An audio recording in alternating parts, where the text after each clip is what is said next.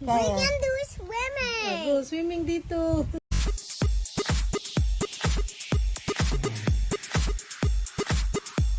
Dalia Yusap masayang nakipaglaro at nakipagbanding ng tulog-tulugan sa kanyang lola. Nagmana sa nanay, makulit na rin. Tila napapansin or nakikita na nga na maraming mga netizens si Miss Ann sa katauhan ng anak nito na si Baby Dalia. Matapos ngang ibahagi ng lula nito sa Instagram ang kanilang nakakatuwang video ng kanyang cute na apo kung saan makikita ang mga ito na nakahiga sa isang bed at masayang nagbibiro ng tulog-tulugan si Dalia. Napatawa at napasabi na lang ang lula nito na niloloko mo na kami.